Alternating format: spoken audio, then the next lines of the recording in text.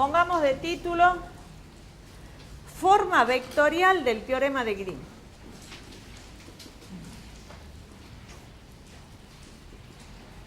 Forma vectorial del teorema de Green. Bien. Que lo vamos a necesitar también a eso.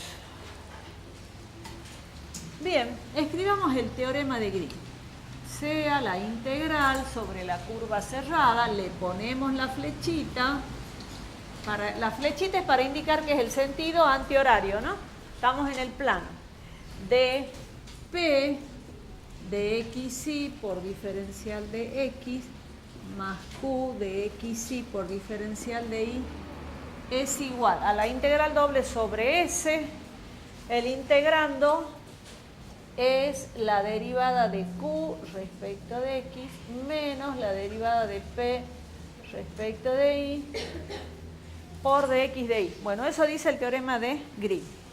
Le vamos a poner acá el número 1 porque ya volvemos. ¿Sí? Pongámosle el numerito 1.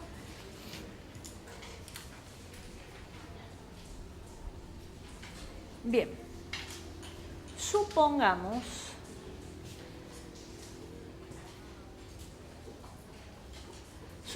que nosotros tenemos un campo A que va a ser función solamente de x, y. Ese campo A va a tener, primera componente va a ser la función p de x, y. La segunda componente va a ser la función q de x, y la tercera va a ser 0. Vamos a considerar... No le vamos a poner 0 todavía, ahí nomás. Que A sea P y Q. Después en el rotor le vamos a poner 0, ya les voy a hacer acordar una cosa. Bueno, el campo A está formado por dos componentes y también tiene dos variables. El diferencial de X, que ya lo hemos visto, va a ser diferencial de X, diferencial de Y. Entonces vamos a sacar el rotor del campo A. Bien. ¿Se acuerdan que nosotros cuando vimos operadores vectoriales dijimos que el rotor no se generalizaba? Generalizamos el gradiente y generalizamos la divergencia. El rotor no, pero ahí hemos aclarado que el rotor se podía calcular para un campo en R2, que sería este caso, poniendo la tercera componente 0, lo dijimos, ¿sí? Bien, entonces eso vamos a hacer acá. I, J, K, y eso era en el TP7, ¿no? En el TP7, operadores vectoriales en cartesianas, ahí dijimos eso.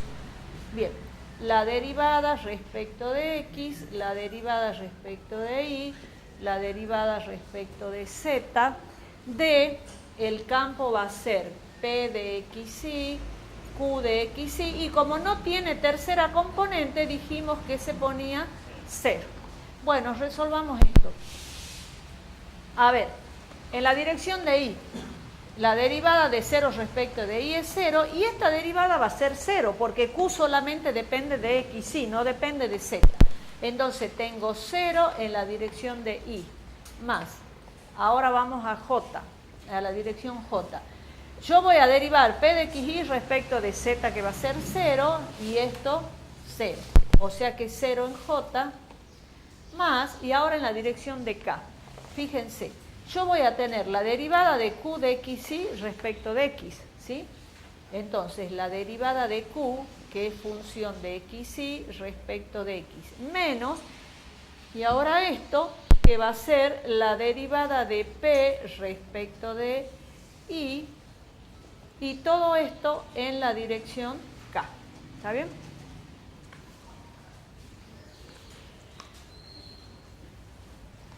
Bueno, o sea que en definitiva, a mí me está quedando que el rotor de A, que es función de XY, es igual, ¿para qué voy a escribir 0 en Y, 0 en J? Directamente escribo esto, va a ser la derivada de Q de XY respecto de X, menos la derivada de P de XY respecto de Y, en la dirección K.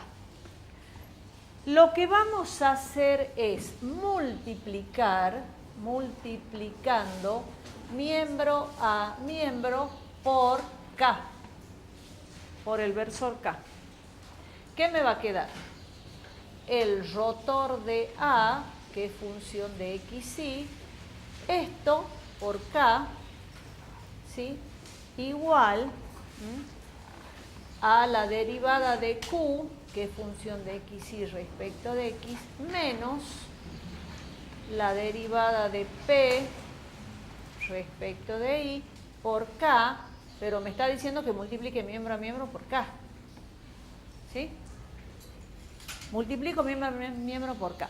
Pero nosotros ya sabemos que si yo multiplico el versor K escalarmente por sí mismo, me da de resultado 1.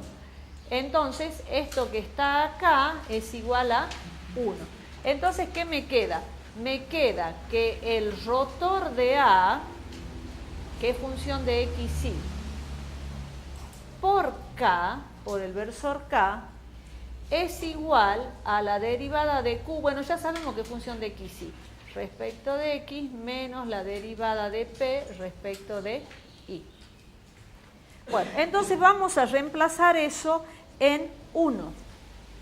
Reemplazamos en 1.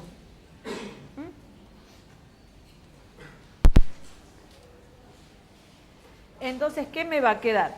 Me va a quedar la integral sobre la curva cerrada de P, esto era 1, ¿no? De P de XY por DX más Q de XY por DY va a ser igual a la integral doble sobre S.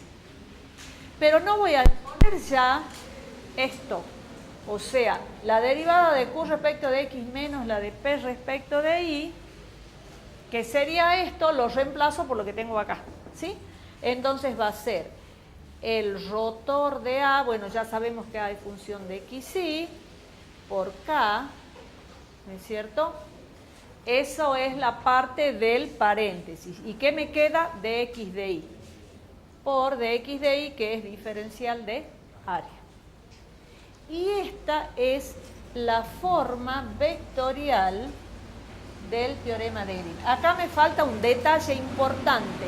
¿Cuál es el detalle importante que me falta? El producto escalar, ¿no? Porque el rotor de A es un vector, K es el versor, los tengo que multiplicar escalarmente. Además, ustedes ya saben que si tengo una integral doble, el integrando es un escalar, ¿no? Así que el puntito hay que ponerlo. Bien.